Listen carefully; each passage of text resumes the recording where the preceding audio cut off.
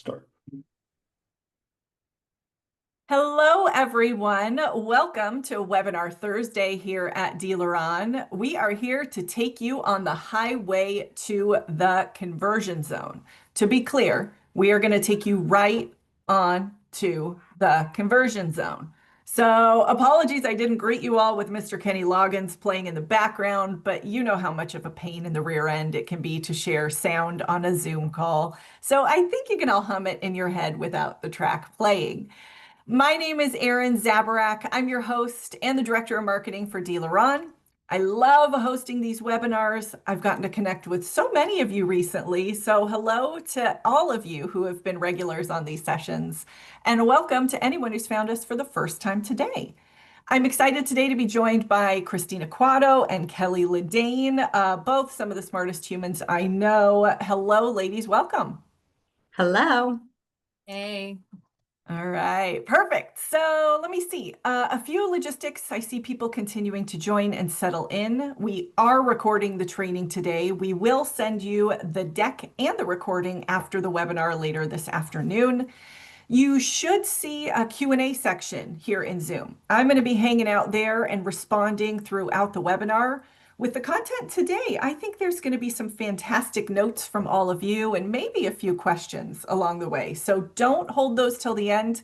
Type them as we go, and I will do my best to keep up with you. You've kept me busy the last few months. All right, let's see. Yep, with that. So today's focus and our goal at DealerOn is always the same. More conversions, more leads, more sales for all of you. And this all starts with website design and ensuring that your website has the features you need to support what customers expect to find. So I've talked about the digital road to the sale before. I thought it was worth bringing back up today as we get, because I just want to keep this in mind as Tina and Kelli take us through the content. We all want more leads. Never met a dealer who said they had enough. No customer is navigating to your website and immediately looking out for a form that they can fill out. Period. That's the end of the story. So to increase leads, we have to go back and increase conversions. And to increase conversions, we have to improve the customer experience. So really keep this path in your head as we take you through the information. These two have put together a lot of examples, which I know are your favorite. So we've got videos in here. Everybody cross your fingers that technology cooperates. It gave us a run for our money here 2 minutes before the session started. Let's see, Kelli, let's start with you. You're the director of UX. When you're looking at customer experience, I know you often start, as you should, outside of automotive. So let's start there. And as you go along, I want you to tell us a little bit about your process for how you test user experience, how you get that feedback, because I think it's super fascinating and it's way more than just heat maps, right? If only. Awesome. Thanks, Erin. Yeah. Yeah, and you're right. I'll start to sprinkle that throughout, but the customer experience is super important. We know it's buzzwords. A few years ago, it was what's your UX like? What's your user experience like? And people have started to recognize, and really based on what consumers are expecting, is I want a customer service that starts from beginning to end. I don't care where you found me and where I started in the journey, but take care of me along the way, whether it's in person, on the phone, or in the digital landscape that we're kind of going to talk about. So, like you said, Erin, I like to look really outside of our industry to see kind of where these leading companies are going so we can find the patterns and mirror them and then go through and test them with our own group to see what's happening. So what I'm going to start with here is a few different buckets. I've got 3 different things to kind of talk through about what the leading industry is doing. And as you see, we've got an example from Etsy on the side, and we're really focused in on that customer-centric experience. And Etsy does a really nice job of kind of highlighting personalization. They're averaging about 400 million shoppers monthly, right? So they want to make sure that personalization is key. So is it because I've saved some things and you're going to even give me some dynamic pricing or let me know that it's changed? Maybe you're going to put some urgency in there and there's only one left, or hey, it came back in stock. here's some recommendations for you. So they've done a really nice job of tailoring to how I'm browsing on either their app or online. Um, and they're also making sure that my navigation is intuitive. So you're going to see a lot of these patterns either on your own sites or sites outside of the industry. But navigation doesn't just mean like your navigation, right? In the header. How am I navigating throughout your site? Are you making it easy for me to know what the next step is? And removing the thought process around that, because we don't want our consumers, we don't want our shoppers thinking about how do I get from A to B. We want them to just figure that out as they go while they're thinking about what they're shopping for. That's where we really want to keep their focus. And again, we've got seamless checkout. So that really does kind of conflict a little bit with what we've got. But again, we find these mirrors and really try to hone in. They're also super visual, right? So we talked about the navigation, but also the design and the visual essence of the design and really highlighting that product. That's why you're there. And that visual is going to start to create the emotional connections that are already forming in our brains. Well, and the seamless checkout, while that means purchase when you're talking about a $10 item, a $20 item, but also checkout could be the form fill. Right. It goes back to that road to the sale of what are we hoping customers accomplish? I'd love if the customers were buying the car online. They're not No. most always. So that checkout, just how do we align that? And I think that that's where it does. But it goes along with customer service where it's expected. All the rest of this is expected. So keep going. Yeah, no, that's great. And so for our next talking point, the third bucket, we're going to go into technology. So one of the companies that we're highlighting here is Redfin, right? There's some more comparables too, because like Erin said, what's that final like checkout process for buying a home? Well, you're definitely not buying the home online, right? You're going to need to take that. It's more complicated and everybody understands that. So Redfin gets about 48 million buyers a month, right? And you're going to split that. There's also some seller engagement that's not included in that. But this company, not only are they kind of pushing in technology, which I'll get into, but they do mobile really, really well. They recognized years ago that that's where people were starting. So, how do I just meet them where they are and provide this hyper visual experience? Because that's unfortunately how we are as people. So they've also got those great images, right, which helps create some emotion to it. We'll talk about that more later. Price is front and center. But they are really leaning into AI and machine learning, and they have different journeys throughout the way based on where you are as a buyer or a seller. So if I'm a likely buyer and I'm looking at a site, there's going to be an AI agent on there that'll start that conversation with me if I want. I can quickly move to a real person if I want, but consumers are starting to recognize that a lot of these questions I ask, so do a lot of people. So the AI agents have smart answers for me and help me get that quickly. And then when I get someone on the phone that's real or it's keeping in that chat, we've already narrowed down a lot of that focus and can get really to where we need to be. So consumers can multitask with that agent and they like that. They've also created this, they have a partner where they're working on redesigning, right? So it's like their Redfin redesign, and I can take a house that I'm interested in, and now I can change the walls a little bit. I can start to see how I would live in this space because some people need to see it in order to like experience it. And then the last one that they're really leaning into their machine learning for is an estimator.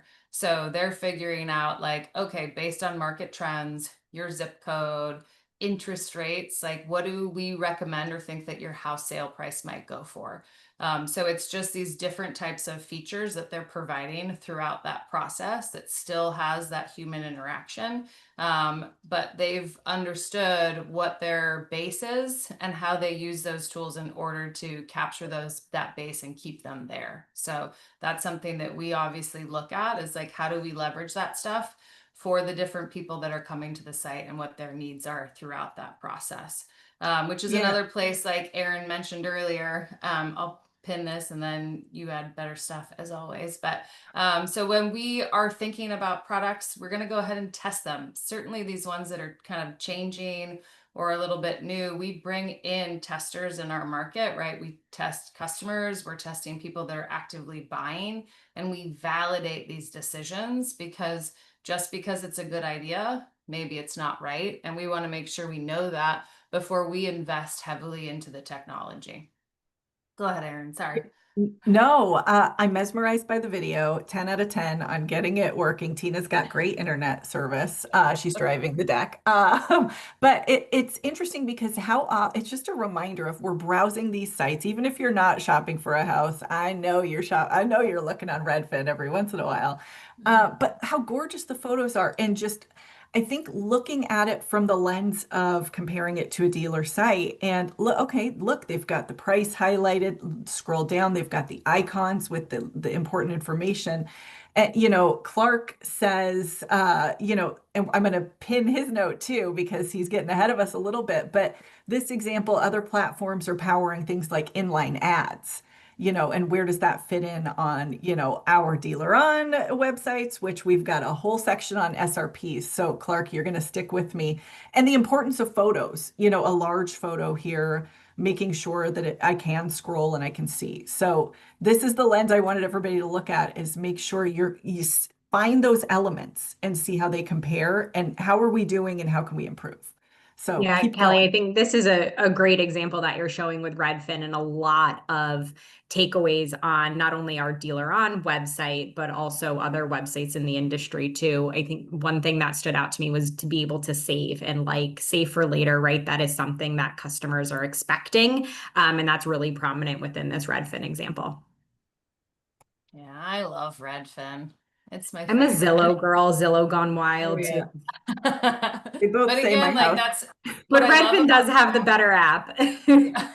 That's right. But what I love about that though is it helps you pull into a little bit more of that full, it's more apples to apples, because I'm starting on my mobile phone, right? I want to go to my desktop. If I'm truly shopping for a house, I'm going to bring that up to my desktop. At least I am, because I like to see things really big. I like to kind of walk through that, and then I'll start kind of that process. So it's not a purchase that I can think about when also not thinking about financing or stuff like that as well. So awesome. And Tina, you've led me to the third one. Thank you so much. So the third and final bucket on these leading e-commerce giants, as I call them, is trust and security.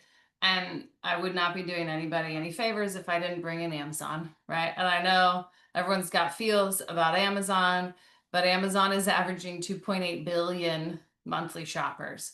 That's why there is the Amazon effect.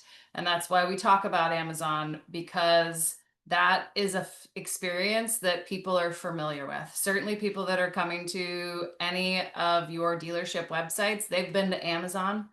Were they there once last week?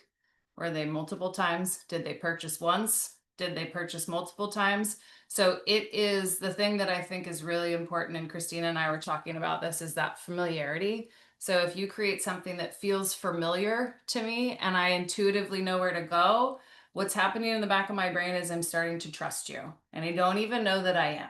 And so where are these moments in our digital experience that you can throw in trust factors to get the shopper to start to go, oh, wait a minute, like I knew what to do because they knew that I wanted it to be easy.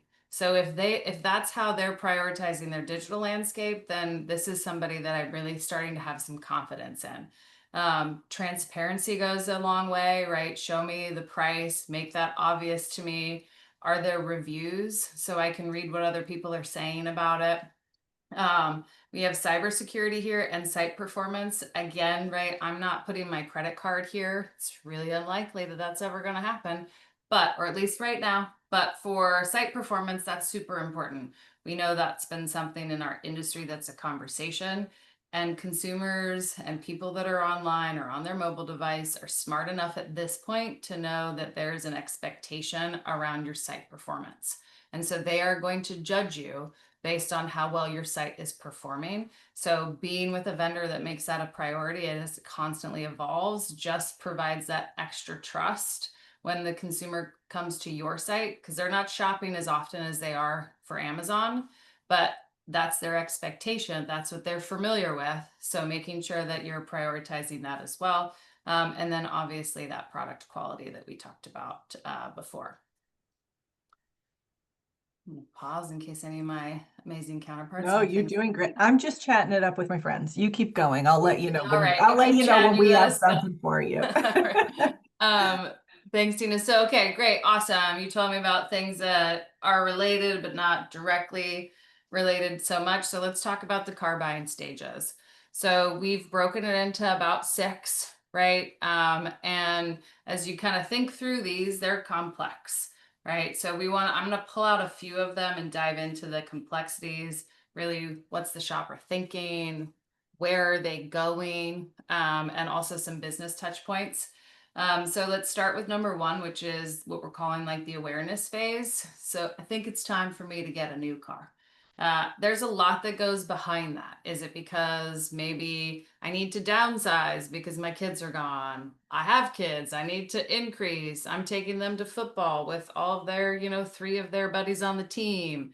I'm driving really far. Maybe I'm interested in an EV. So there's lots of reasons behind the decision that I think it's time for a new car.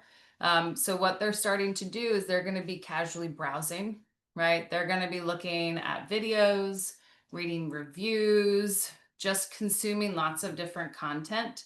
And like I said before, there's a why behind it's time for a new car. So the emotions are high. This is certainly a place where it is a very different process than me making sure I've got shampoo in my shower, right? This is I've got feelings and I have reasons and they are complex behind, I think it's time for a new car. So that's something we got to think about through the whole process. So they're on Google, right? Social media, YouTube, maybe OEM sites, maybe touch points, making sure that your SEO content is rich. So when they are searching, right, that content's coming up, right? They're getting that front and center. Maybe the AI search agents are pulling it into some of the stuff that they're getting. Social media advertising, super important to have that there. That's going to help kind of target those shoppers, those potential shoppers while they're multitasking throughout the day. If you've got some comparison guides, that's really helpful. So once they kind of move out of number 1, we go to number 2. Now it is, well, which car is best for me? So of kind of me starting and getting all this information, let me start narrowing it down. So I'm going to be doing more research, right, to figure out what it is that I'm looking for. I'm going to compare brands, models, trims, prices, right? Start thinking about how can I afford this? So that's going to start to enter that picture. It's continuing to get more complex with the process as I get further down the funnel of the stage. Maybe I'm checking on KBB, I'm on Edmunds, maybe I'm starting to go to local dealerships if I haven't already. Maybe it's because my friend said, oh my gosh, that dealership around the corner, love them. Best customer experience I ever had, right? So I'm going to go check them out. What kind of inventory do they have? So touch points, right? Comparison tools are helpful, right? If you can retarget based on them coming, that's a fantastic place to kind of get them again, hit them while they're multitasking. If you were at some previous webinars, I know that was something that we talked about. We'll highlight again. Not we, that was the royal we, that was these 2 lovely ladies. I didn't talk to any of you about that. So we got through kind of number 2. So now we've evaluated and we've narrowed down our options, right? So now I want to feel, what is this like? What does my pick feel like? How is that going to work for me? I'm starting to visualize it in my garage maybe, or if I'm parked on the street, right? Where's my car going to be? So again, those emotions are pretty high. I'm definitely on dealership sites. I'm looking at reviews. I'm narrowing that down. I want to see, like Erin was saying earlier, can I schedule a test drive easy, right? Can I go to your site and do that real simple? And that will be my seamless checkout. So then I feel like, oh, that whole process was easy. So now you're looking forward to like confirming that appointment, coming to the dealership, test driving that car. So You also want to make sure that your pricing is transparent. Do you have some trade value estimators, right? Things like that that might be really part of this like process in the first three. And then when we get to 4, it's that purchase decision. Okay, I'm ready. Here we go. Like I've narrowed down my dealership. I feel really good. I feel like I'm going to get taken care of, right? What if I need like things happen? I need service. So now we're going to negotiate that pricing. We're going to ink it. I'm going to spend time in the dealership, maybe longer than I want to, but it's worth it. And I feel good while I'm there. You'll also notice on this slide, we have 2 visual distinctions. We're blue and we're orange. So this blue is really these stages that are before that purchase. It's all the way from I want it to, yeah, I got it. And then we're going to move into that post-purchase number 5. I love my car, right? I would ask you if we were in a room and I'd be annoying. I'd say, who remembers their first car, right? But I bet you we all do. Maybe it had a name. Maybe you put something that hung over the mirror, right? But like the car, buying a car and our relationship to these pieces of machine are really emotional. So now that I got it, I want to figure out like, what can it do? What are the features? How do I want to set my seat up? And then are there some loyalty programs, right? Is there ways for me to continue to stay in contact with that dealership? And then that final phase is like the 6. It's loyalty, it's the advocacy. Like, what kind of programs do you have? And am I now like a diehard advocate of your dealership because you made it really easy for me once I started? And then when I got into that showroom floor, I just felt really good. I felt heard and I felt taken care of. So I'm gonna put Tina kind of on the spot, but I know she's got, so we've talked about this content as you would imagine. And I think she's got some really great keys to bring in for everybody. Yeah. Thanks, Kelli. So I think this is a great job explaining kind of the process and the emotion that goes into buying a car, but all of these stages also need to happen as a shopper's on your website and doing the research leading up to actually getting onto your website. And I think one of the things that I also wanted to point out is with that loyalty and advocacy, how are you creating that shopper, that consumer as a lifetime customer? And there's a lot of ways that I think you can retarget on your website for service and through knowing a little bit about the user when they come back onto your website through some of the DealerOn personalization products. Are they coming up on their lease? Are they looking for a trade-in, right? So there's a lot of things that not only DealerOn customers can expect, but something that you want to look for in your own website provider too. How are they attracting back those consumers onto your website, and how are you marketing to them as a lifetime customer?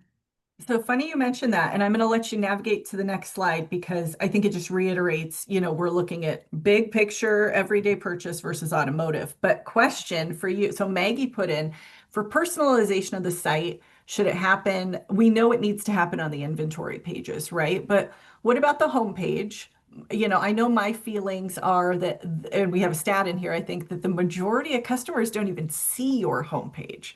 So less important, but Tina, I'll put you on the spot too, just like Kelli. Roadmap wise, and when we look at personalization, how important do you feel that is? I do. It's definitely something that customers expect. I think the stat, not to give it away, but 61% of your shoppers are not, they're landing on a search results page and then bypassing the homepage, but there's still a large majority of them that are looking at your homepage and coming in through there. So I do think as soon as the shopper gets onto the website, and the website is able to recognize who that shopper is, whether they know a lot about them or just a little bit about them based on certain events and data points that we can gather. I think that homepage should also be slightly personalized too, but not, it shouldn't all be in your face, right? It should be subtle. Yeah. So yes, certainly on our roadmap to expand our website personalization to other pages. Absolutely. And if you think, you better have fixed ops above the fold on a desktop. That's my one rule. And so even if I am not in the market for fixed ops, to Kelli's point about the buying stages, I want to know what I'm going to get down the road too. So just seeing that it's there, seeing that in your navigation, that's all important. So I think there is the risk of over personalizing sometimes to take you out of the, okay, well, maybe I want to see a little bit more than I thought I did first. So it's a good conversation. And Kelli, I don't think you need to stay too long on this slide, but talk a little bit about it. And then I know we're going to get into nitty gritty on automotive. So. Yeah, perfect. So this is just a really nice highlight. And if you've had to listen to me in the past, I've been really like beating the drum of, hey, what is the industry doing? What is the non-auto industry doing? And how do we mirror that experience to create that familiarity? And now that I have been seeing like the understanding of that psychology start to mirror in the automotive lens, which is really exciting. Now it's like, okay, great. So awesome. We understand that, but where is it different and why does that matter?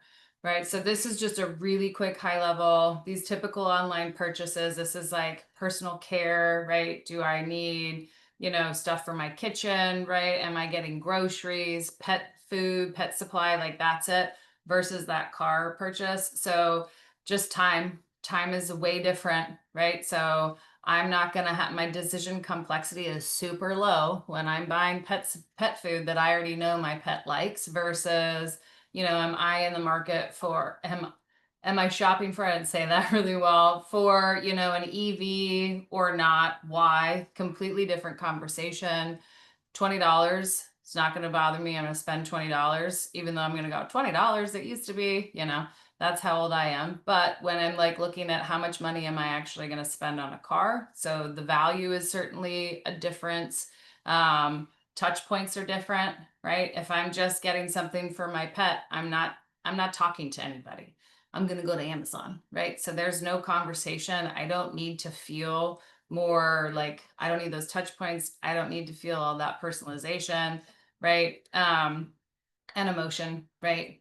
I already know that the pet food's going to work, but is the EV going to work for me when I've never had one of those, right? So those are some things that now it's like, now that we know the differences, how do we make sure that along that process, we're hitting those points and connecting with our consumers along the way? Okay.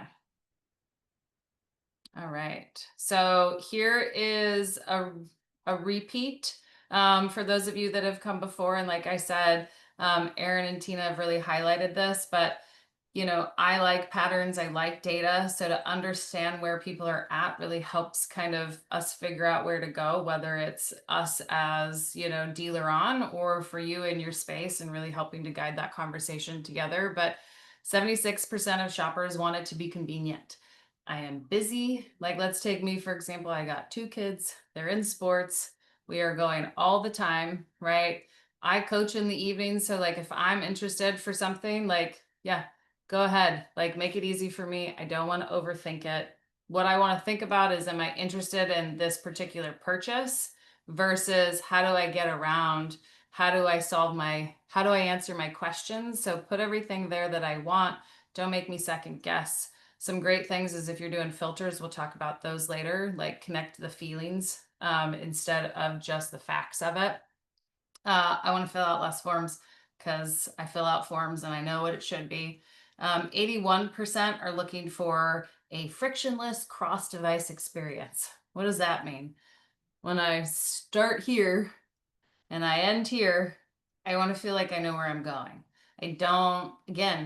I have to think all day long. At least I'd like to think I do. So when I'm doing something that isn't necessarily my daily activity, I don't want to use extra brain power to get there. And we know we're not purchasing cars every day, so it's not part of my daily life. It is an extra.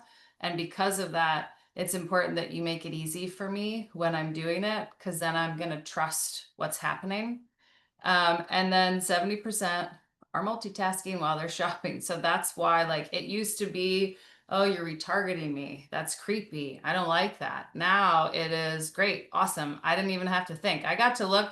I'm old, so I was looking on Facebook and look at that. Oh, I like that. I was looking at that earlier. That is nice. And now it's like, maybe it's a little emotion, like a lifestyle image. So now I'm starting to see myself in it. So those are just some of those patterns, right? That are important to keep in the back of your mind as to why we want to keep it simple. Okay, but that's a lot of me.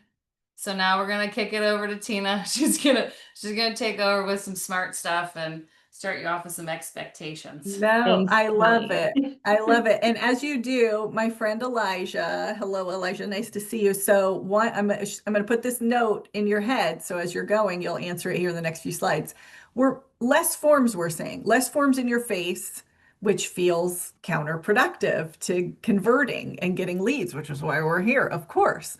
So where are we seeing customers preferring to connect with us? Or is it online? Are they just coming into the store? No, I think we are still seeing conversion. So I think where we're going to talk about is where should the buttons be? Where should the leads be? What makes sense based on these customer expectations? So Elijah, I'm clicking answer live because we're going to answer it live. Sure, I'll keep that in mind. Thank you, guys. So no, thank you, Kelli. I think everything you said was also smart too, and was a really great setup. So we obviously want customers onto your site, but I want to be a little negative Nancy to start, and first talk about why they might be leaving your site, right? So based on all of these consumer expectations, customer patterns, and how they're shopping, in their daily lives, where might your website not be meeting those expectations? 75% of customers judge a company's credibility based on their website design. And I think that goes back to everything that Kelli just mentioned. So let's take a look here at John and Nicole. They are both coming to your website, but with very different plans in mind, right? John is looking to return his leased vehicle. He's coming up on his lease. Nicole has a vehicle she wants to trade in, and is looking for a new SUV. We know based on customer patterns and behaviors, they're doing a lot of research off your specific website before they come on. But when they come onto your website, they're seeing the exact same experience in most cases, right? They're seeing the same vehicles, they're maybe seeing the same offers, they're seeing the same pricing.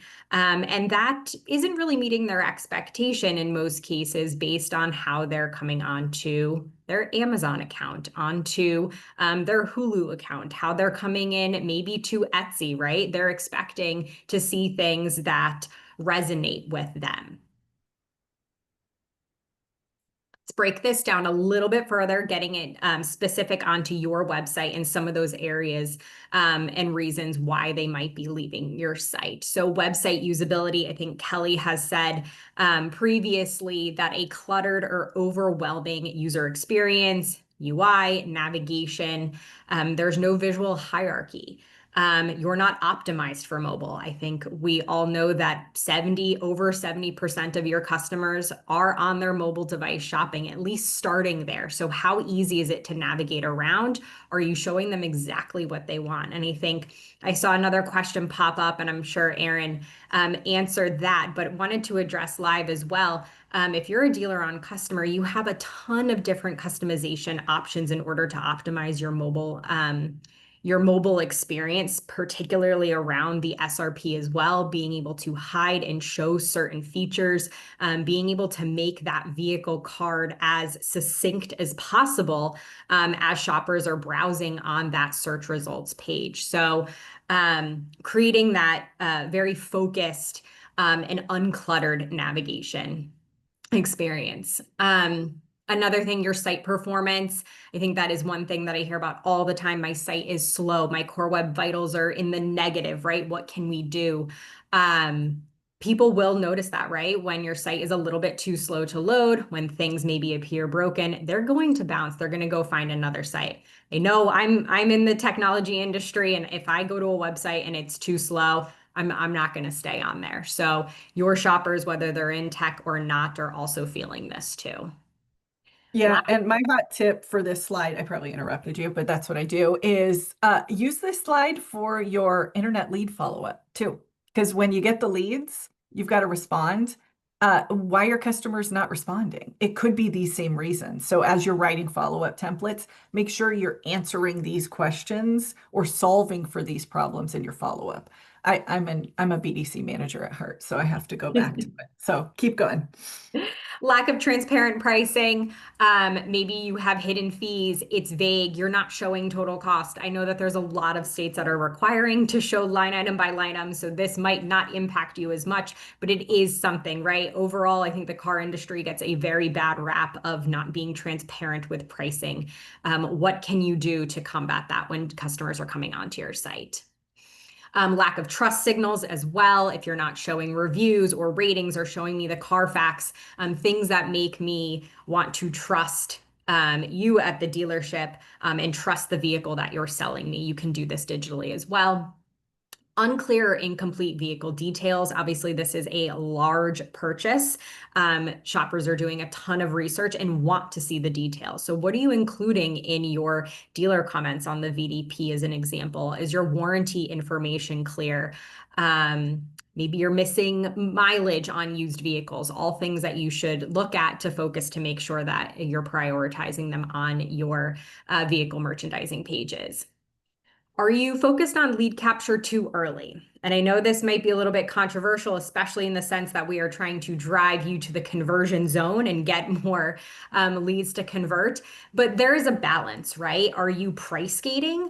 Are you price gating that digital retail experience where we found that more of a graceful gate approach, you let me put in a little bit of information, personalize my payment a little bit more, and then ask me for my lead information, I'm more inclined to do so. So are you forcing that lead and getting just shoddy quality leads?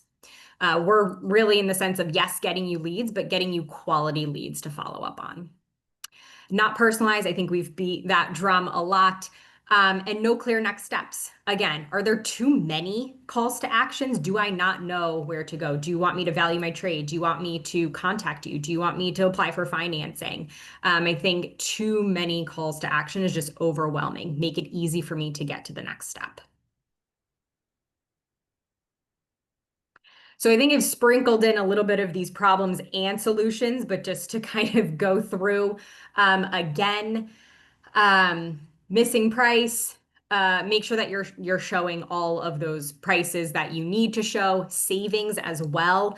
Shoppers are really saving conscious, budget focused. Great idea to put that on there to provide transparency. Poor design, obviously choose a vendor that prioritizes speed, performance, mobile first approach. I'm happy to say that those are the philosophies if you're a DealerOn customer as well.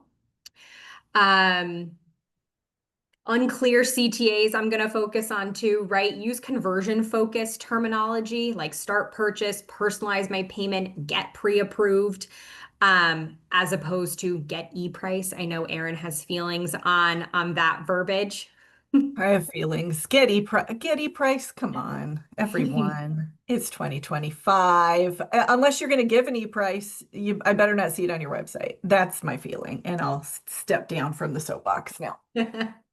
Confusing navigation, make sure it's simplified, especially on mobile. Do you have clear contact information? Is there a differentiation? Do I know that that phone number in your mobile header is something that I can tap to click to call, right? Make sure that there's that differentiation to make it easy for the shoppers to contact you. And I think making subtle changes in the design will then let those conversions and leads follow.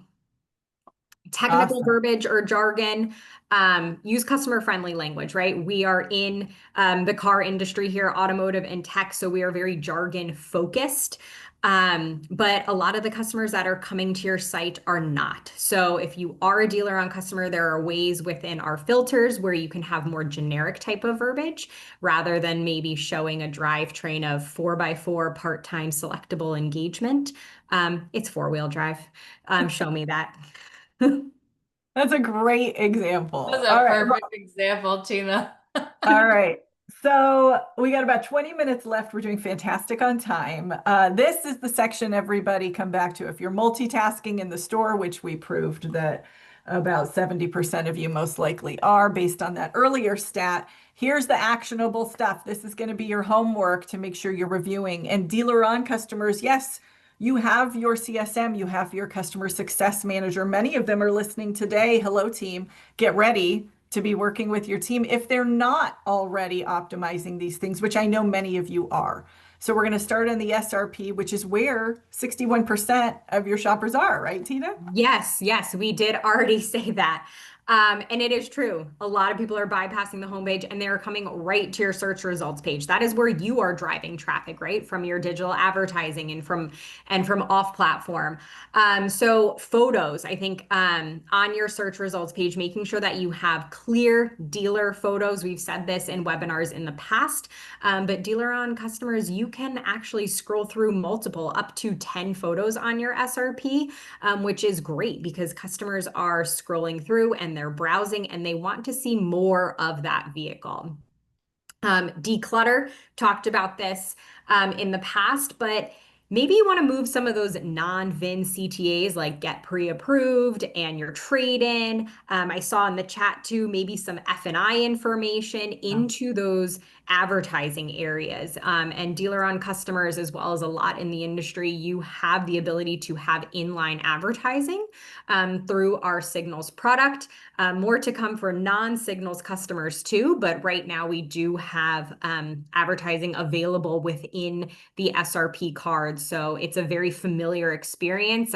If you're paying attention to Kelli's Redfin example, you saw an ad in there for tires. I guess she's looking for some, or someone is in her family. So we're expecting to see an ad.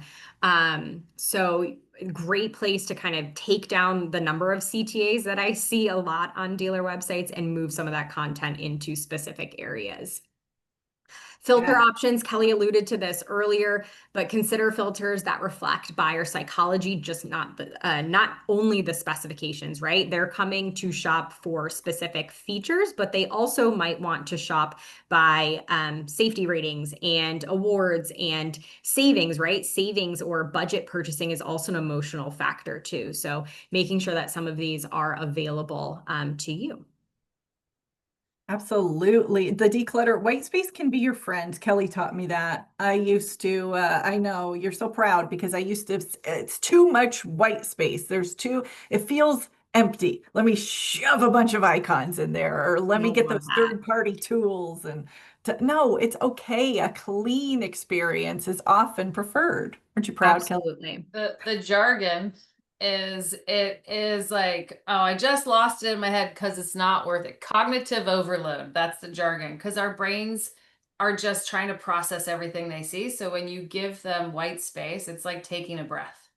So their eyes get a chance to refocus in. So that's the jargon. White space is really what matters. Now I'm going to mute again.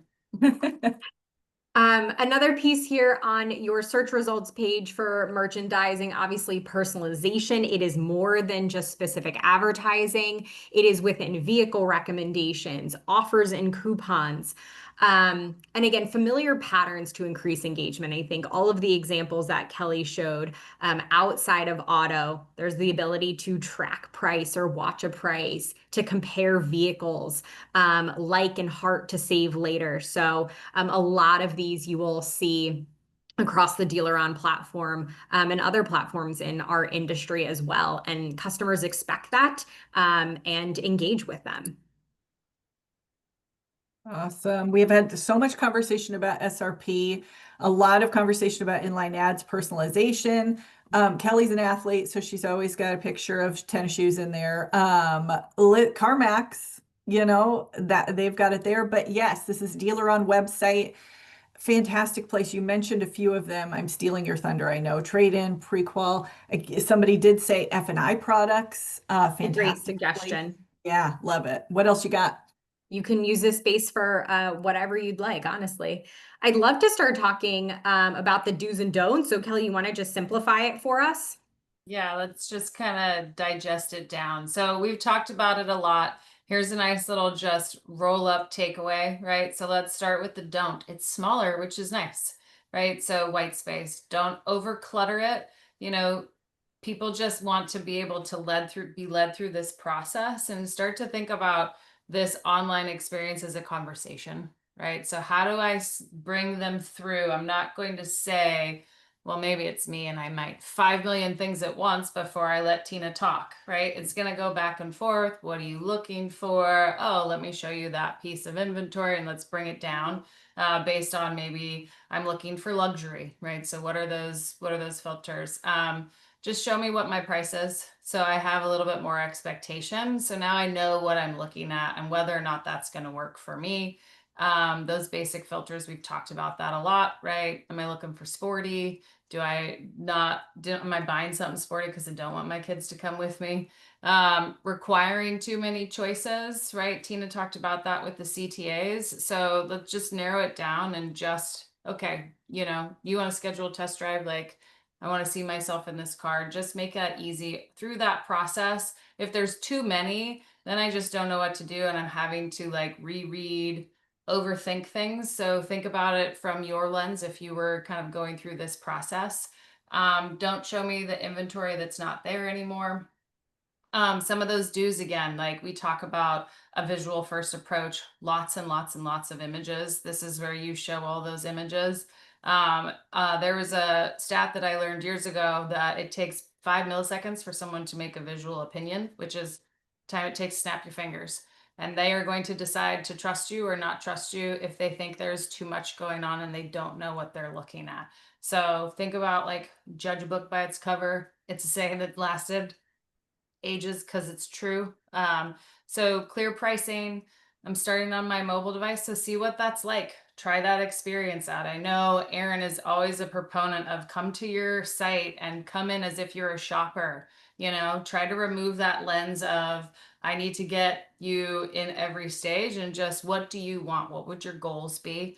Personalization. Yeah, people are totally fine with it now. They don't care, right? Give it to me. Like Tina and Erin said, be thoughtful with it though, right? It's that same concept of clutter. Don't throw everything at us. Comparisons, those CTAs, get me to the details page or give me a thoughtful CTA on the SRP and real-time inventory. There we go. Real time. All right. Lots on the SRP. It's all in the do you like that subhead? I thought it was really good. I do. And it really is all in the details on your vehicle details page. You have more space. Show me more information, right? We are seeing shoppers really convert on the VDPs as well. I do think with putting a little bit more information on the SRPs, especially on DealerOn websites over the past few years, we've seen more conversions happen on the SRPs because customers are getting what they need. But this still is a place where shoppers are coming to view those details. They're coming to see your dealer comments. They're coming to see all the warranty information. And I think a really great place is showing details specific to EVs, right? That is still an area where shoppers don't feel like they have enough information on how they're different or how it's really valuable to my life from a battery charging standpoint to how far can I drive. There are great players out there that have this information, and showing this on your VDP is a great differentiator between those types of vehicles. This is also a great place to show similar vehicles, right? They've honed in on that one vehicle. Maybe show me something similar because I'm not completely attached to this one vehicle. Going to talk a little bit about photos and visualization on your details page. Quality is key. Shoppers are engaging with between 16 and 20 photos on your VDP, and they're also engaging with videos and 360 spins. If you go back to Erin's digital road to sale, this 360 spin that's out there and that a lot of dealers have on their sites, it makes me feel like I am on your lot walking around the vehicle and inside the vehicle as well. So it's a great tool to have on your VDPs to make that connection with your customers. Another thing, 80% of your mobile activity is on dealer photos. So super important. We've said this in the past webinars to make sure that you have actual dealer photos on your website. I love this. Okay, I just got maybe my favorite question ever. Yes. That it says, can we reach out to our CSMs and tell them we want to do this? We want what Kelli and Tina said. And my answer is yes, absolutely. That's why we're here. I had the Yeah. question earlier of, why don't we just push it? Just do this on sites. Listen, dealers have a lot of feels of this is my site. Don't just change something on it. So there's conversation. I kind of teased a little bit that we're looking, Kelli, about making an easy button sort of in the future of, hey, listen, this is what we find. Do you want this applied to your website? So I think it's a great conversation, and I'll let you chime in however you like as you go through this slide. But that's why we're here. We need to make everybody in the auto industry better and smarter and faster. And that's why you have your CSMs. So absolutely, Alex, I see your note, and I am going to make sure we get this stuff implemented for you. With that, I'm going to do Yeah. it ahead of time. So there we go. I think you have a lot of options and customizations available to you with the DealerOn website. It seems like a lot of our questions are coming from DealerOn customers, so this is great.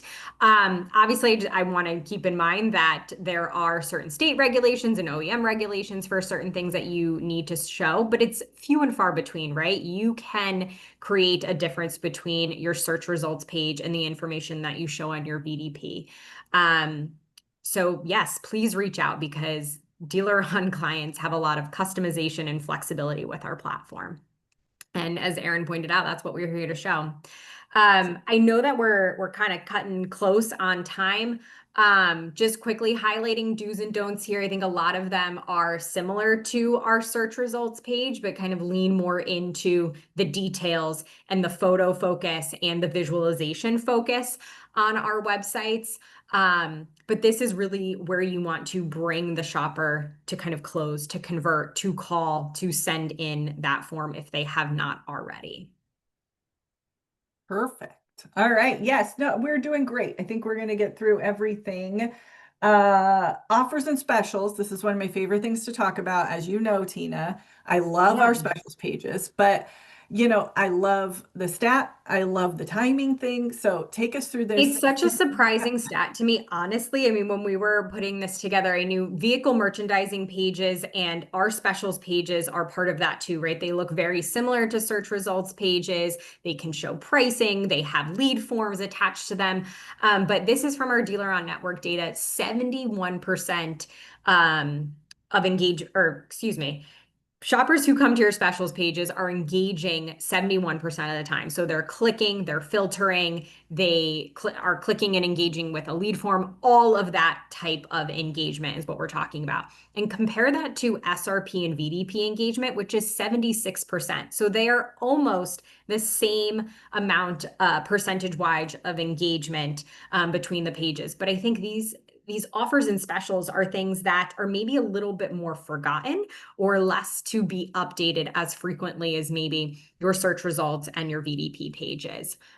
We are finding that the first and the last week of the month, these are getting the most views and most traffic to these pages. It makes sense. It's kind of when your incentives are changing over, your offers are changes. So making sure that you are timely with all of the updates that you're putting onto these pages and the effort that you're putting into these pages. Lead capture. Like I said before, DealerOn specials have the ability to have a lead form connected to them. We can have integrated Apple and Google Wallet downloads and redemptions. I know I'm seeing a lot of really pretty asset type specials on some of the dealer websites, but there's no lead capture there, right? So how are you with that 71% engagement on these sites? How are you capturing those leads here? Making sure that they're connected and consistent. So specials and offers that you're showing on your website, do you have the ability to push those out to your Google business profile? How are you using them in advertising and vice versa? DealerOn has a great product called Listings Manager that is able to kind of connect the dots between your specials and your Google business profile. Are they easy to update? Again, we have a lot of great customizations in our DealerOn system. We also have a product called Symphony that kind of is a set it and forget it and keeps it all updated for you based on your regional and national incentive offers. And don't forget, if you haven't gotten it through your head by now, personalized offers are a must too. Are you targeting me because I am in the military or I'm a recent college grad? DealerOn has a lot of lead generation products that can do geofencing targeting as well, which adds in another layer of personalization. Absolutely. So I know next we're going to ask you to get your tarot cards out and Yes. read a little bit. Here's my palm. Go ahead and read it. Tell me what's coming next. We're not allowed to have webinars anymore without saying AI, actually. It's contractually obligated by Google and Gemini, I think. So tell us a little bit quickly, and then if you want to weave in, how do you feel about conversational search for the future? I've Yeah. got somebody who's got some real cool AI CTA prompts I'm going to share with you later, but tell us what's coming.